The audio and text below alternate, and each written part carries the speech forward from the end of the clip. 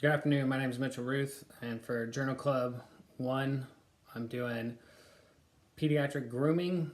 The article I chose was Occupational Therapy's Role in Return to Occupations Post Concussion in High School Athletes.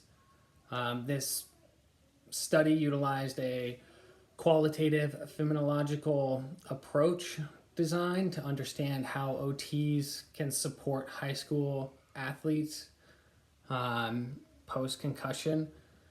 They conducted interviews of 6 athletes, gathered qualitative data on these athletes based on their perspective of how they performed um, their occupational tasks, including ADLs, IADLs, um, and the inclusion criteria. They had to be enrolled in school, um, have a concussion within the last year, 14 to 18 years of age. Um, they used the Kaluzi method of data analysis, and they focused on individual experiences of the students who had a sports-related concussion within the last year. They had there was no forms or surveys or tools to measure for like current measurements. So they had to formulate their own questions to address each of the target areas. So like their specific area of research, they developed the questions, had those questions reviewed independently. So those questions were, making sure that they could have the information with the question repeated, essentially. So the question would be standardized if this study was going to be repeated. And then that also added validity to their questions by making sure, because it's qualitative data, to make sure that there was no bias in the question, I suppose.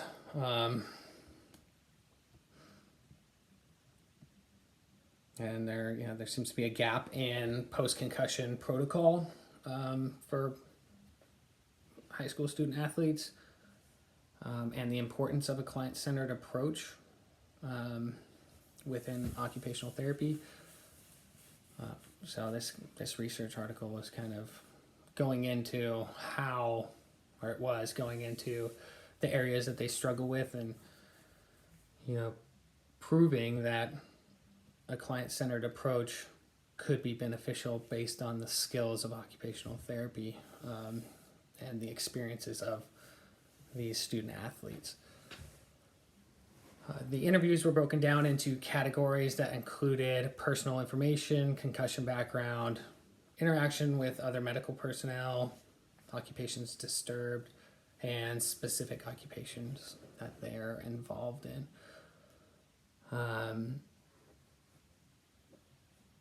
It was a Zoom, like they did them over Zoom. The interviews over Zoom, they were 30 to 60 minutes, semi-structured, with each participant to collect the data for this study. So, basically it wasn't just them asking questions, they also utilized their time to develop something of an interpersonal relationship, to gather more insight on the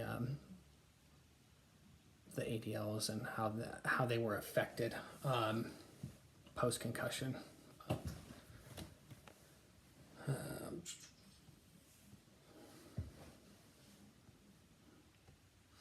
Current literature currently, from what this recent research, this was published in 2024, but I believe they finished up this article in July of 2023, but it takes a little bit for it to get published. So it was published in 2024, but as of that, there was in their research here, the current literature does not address effective performance levels in ADLs, such as feeding, grooming, and dressing. And when they,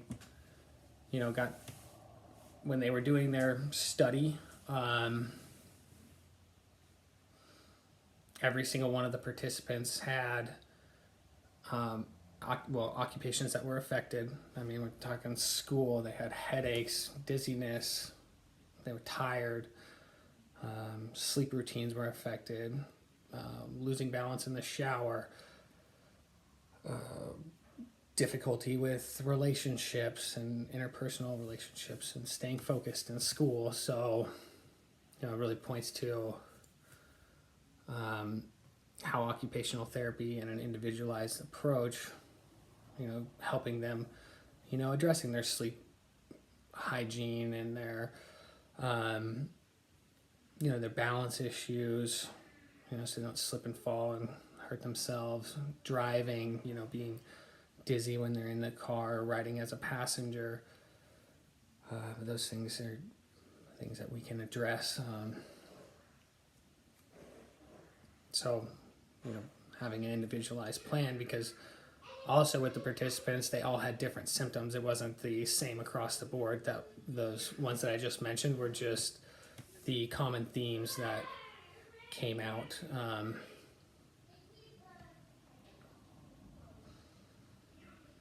And this article is important because it investigates the effects of TBIs in this population, student athletes, and just that pediatric population, of how it affects their daily living.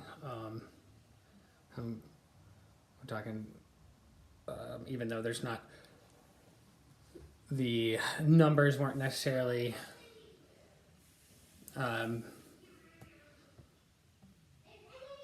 like, it wasn't quantitative, it was a qualitative, so it's based on experience. They all had similar themes, and so, those themes of struggling in those environments, like their occupations and their primary occupations, we can help with, that. So I think that's important, and that's why I think this article is interesting. And the other thing is that the fact that there's not a lot of research on how, how occupational therapy, could be utilized, or in that area, or even just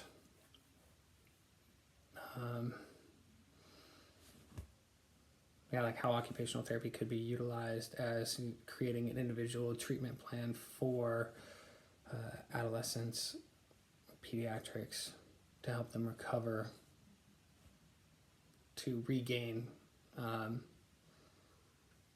their abilities, and help them cope with their limitations at the time, especially given the fact that there's some of them were struggling in school and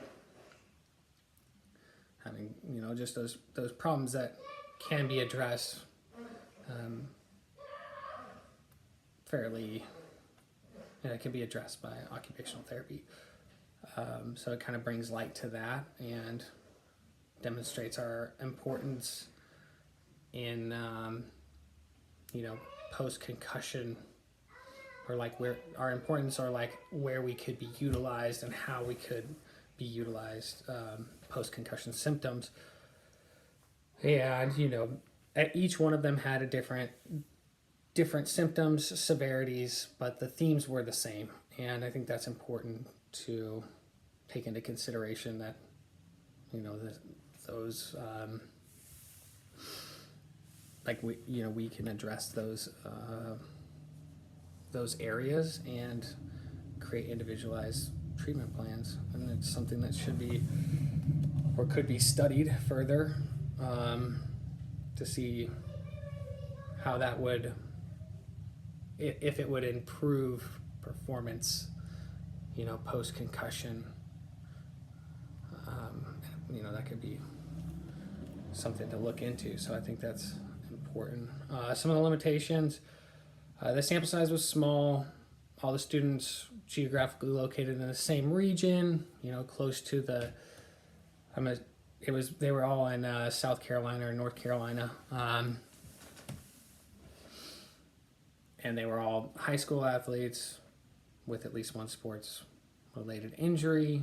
Not that that's necessarily the limitation, but the limitation being that there's only 6 of them, and that they're all kind of living in the same area. So, since this is based on perception, like their perception of how those things happened, it's largely influenced by the location that, their environment that they grow up in. So I think taking that into consideration, would probably add more credibility to the study, if the sample sizes were larger and dispersed throughout different regions. Thank you.